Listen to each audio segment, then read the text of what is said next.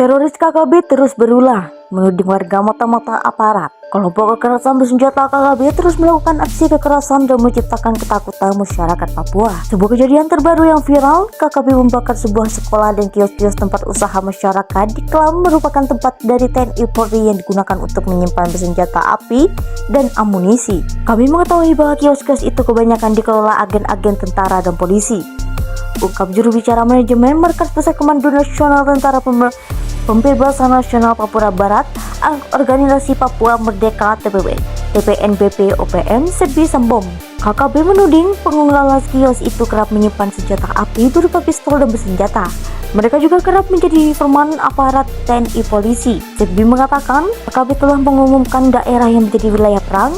Jika itu wilayah perang, maka siapapun tak boleh menempati wilayah itu. Tak hanya itu, KKB juga membakari kios-kios warga sipil yang menuding merupakan tempat penyimpanan senjata api dan amunisi milik aparat. Akibatnya, warga sipil yang terkena akibat dari ulah KKB meminta pemberian keamanan kepada TNI Polri untuk melindungi mereka dari aksi brutalnya. Klaim Sebi Sambom ini terus diucapkan di berbagai media setiap kali KKB selesai melakukan aksinya.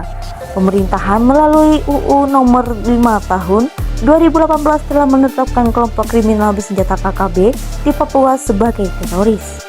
Teroris KKB terus berulah, menuding warga mata-mata aparat. Kelompok kekerasan bersenjata KKB terus melakukan aksi kekerasan dan menciptakan ketakutan masyarakat Papua. Sebuah kejadian terbaru yang viral, KKB membakar sebuah sekolah dan kios-kios tempat usaha masyarakat diklaim merupakan tempat dari TNI Polri yang digunakan untuk menyimpan senjata api dan amunisi.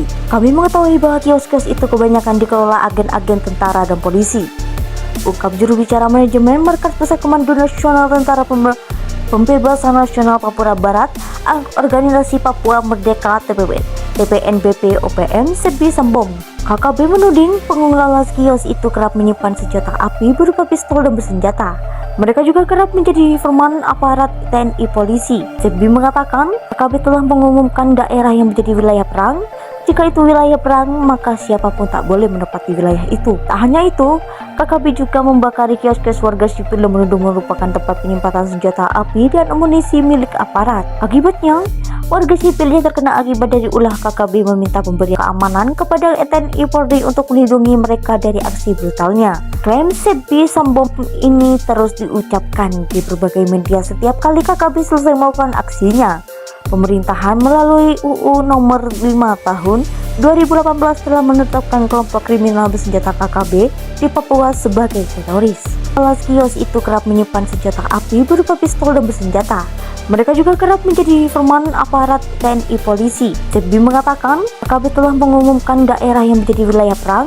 Jika itu wilayah perang, maka siapapun tak boleh menempati wilayah itu. Tak hanya itu, KKB juga membakari kios-kios warga sipil yang menuding merupakan tempat penyimpanan senjata api dan amunisi milik aparat. Akibatnya, warga sipil yang terkena akibat dari ulah KKB meminta pemberian keamanan kepada TNI Polri untuk melindungi mereka dari aksi brutalnya. Klaim Sebi Sambom ini terus diucapkan di berbagai media setiap kali KKB selesai melakukan aksinya. Pemerintahan melalui UU nomor 5 tahun 2018 telah menetapkan kelompok kriminal bersenjata KKB di Papua sebagai teroris.